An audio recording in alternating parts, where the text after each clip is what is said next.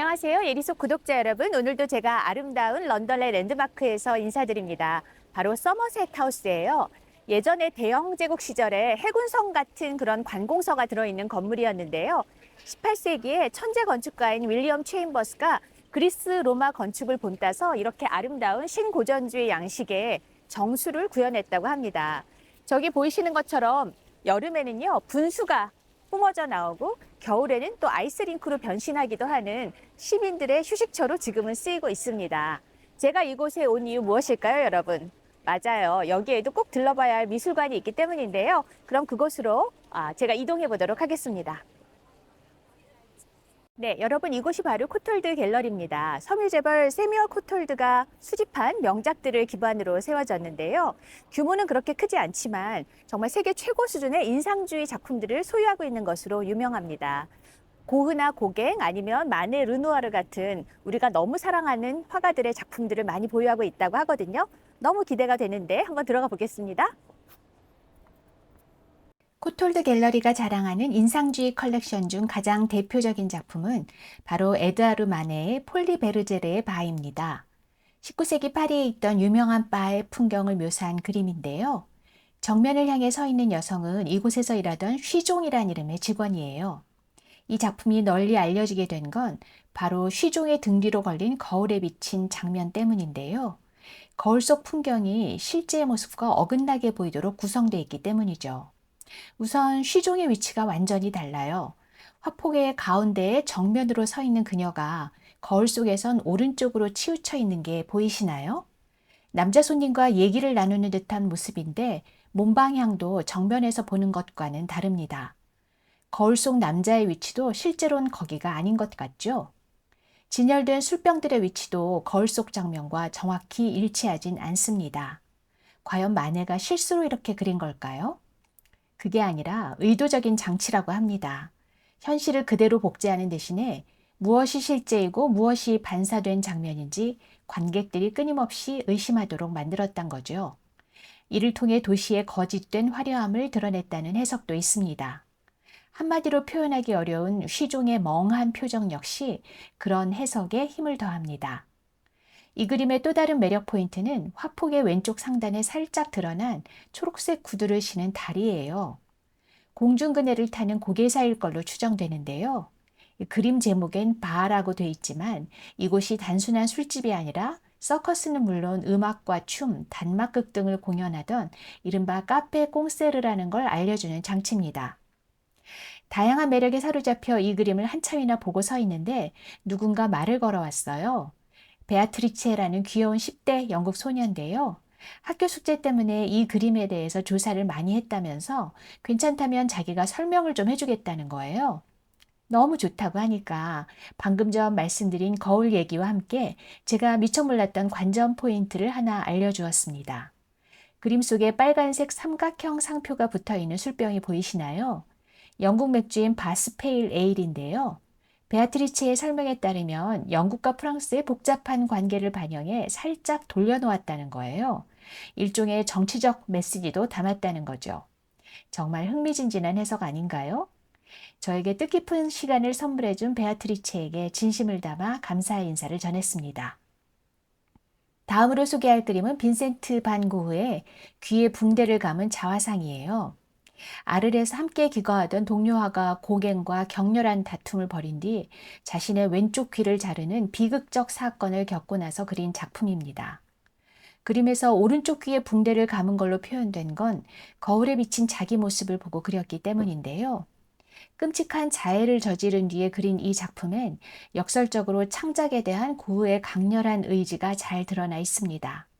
차분하면서도 결연해 보이는 그의 눈빛과 표정, 등 뒤에 놓여있는 캔버스가 걸린 이젤, 그리고 당시 고흐에게 많은 예술적 영감을 주던 일본 우키요에, 즉 목판화를 걸어놓은 걸 보면 알 수 있죠. 우키요에가 보여준 서양식 원근법과 정면으로 배치되는 과감한 구도, 강렬한 색채 등은 고흐를 포함한 인상주의 화가들에게 큰 영향을 미쳤다고 합니다. 이번엔 고흐와 평생 애증의 관계였던 폴 고갱의 네버모어를 함께 보시죠.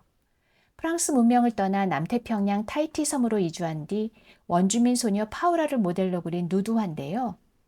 관람객을 향해 옆으로 누운 모델의 포즈는 서양 회화의 오래된 전통을 따르고 있지만 고갱은 거기에 낯설고 불편한 요소들을 더했습니다. 우선 소녀의 뒤로 보이는 기괴한 두 명의 인물은 악령으로 추정되고요. 창틀에 앉은 까마귀는 이 그림이 에드가 앨런 포의 시 까마귀에서 영감을 받았다는 걸 드러냅니다. 시 속에서 연인이 죽고 난 뒤에 괴로워하는 화자에게 까마귀가 끊임없이 nevermore, 즉 다시는 그럴 수 없다는 말을 되풀이하는데요. 프랑스가 식민지로 삼은 타히티 문명을 파괴하는 상황에 대해 고갱이 느낀 환멸감을 이 네버모어라는 말에 빗대서 제목으로 삼았다고 합니다. 저는 솔직히 고갱의 그림을 그다지 좋아하는 편은 아니었는데요. 식민 통치 탓에 타히티 문명이 사라지는 걸 안타까워했다는 고객이 정작 그림 속 파우라를 포함해 여러 현지 소녀들을 성적으로 착취했다는 미술관 측 설명을 보고 나니까 더 찜찜한 기분이 들었습니다. 지금부턴 여성을 아름답게 표현하는 걸로 첫 손꼽히는 피에르 오규스트 르누아르의 작품 관람석을 함께 보시죠. 1874년 열린 제1회 인상파 전시회에 출품됐던 초기 대표작인데요.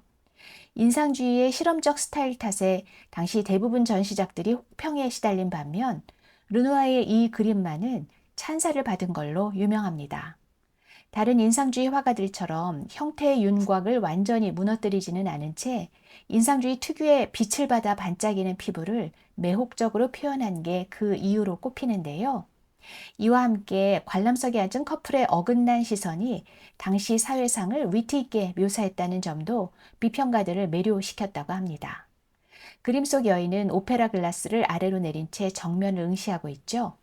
타인의 시선을 한 몸에 받고 있는 걸 즐기는 듯합니다.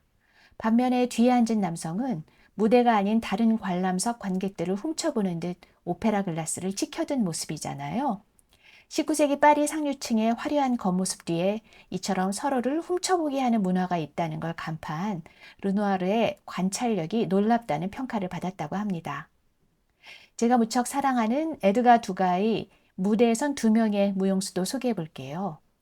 드가는 발레에 깊이 빠져서 관련 작품을 1000점 넘게 남겼다고 하는데요. 화려한 공연 장면보다는 리허설이나 무대 뒤 대기 장면 등을 집중해서 그렸어요.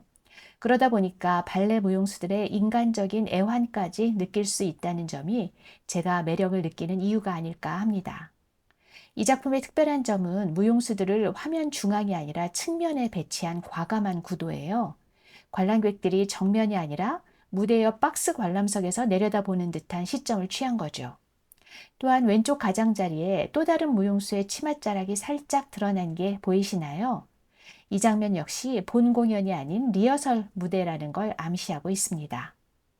그런가 하면 이 그림 인근엔 드가가 이 발레 동작을 취하고 있는 무용수를 조각으로 표현한 작품들도 놓여 있었습니다. 그의 발레 사랑이 얼마나 대단한지 짐작할 수 있었죠. 다음으론 조르주 쇠라가 드물게 한 인물을 중심으로 그린 초상화, 화장하는 젊은 여인을 보실까요? 제가 앞서 올린 내셔널 갤러리 편 영상에서 이 쇠라의 아스니에르에서의 물놀이를 직접 본 뒤에 신선한 충격을 받았다고 말씀드린 적이 있는데요. 이번 작품 역시 무척 흥미로웠습니다. 그림 속 모델은 쇠라의 비밀 연인 마들렌 노블로크예요. 자기 연인이 화장하고 있는 굉장히 사적인 모습을 커다란 캔버스에 담아낸 거죠. 수많은 미세한 색점들을 찍는 특유의 점묘법을 구사해서 가까이에서 보면 흡사 모자이크 같기도 하지만 멀리서 보면 파스텔톤의 아름다운 형태가 살아납니다. 이 그림엔 특별한 비밀이 숨겨져 있기도 한데요. 왼쪽 상단에 화분이 비치는 거울이 보이시죠? 원래 그 부분에 쇠라가 자기 얼굴을 그려 넣었었대요. 어쩌면 그의 유일한 자화상으로 남을 뻔했는데 친구의 놀림을 받고 나서 화분으로 바꿔버렸다고 하네요.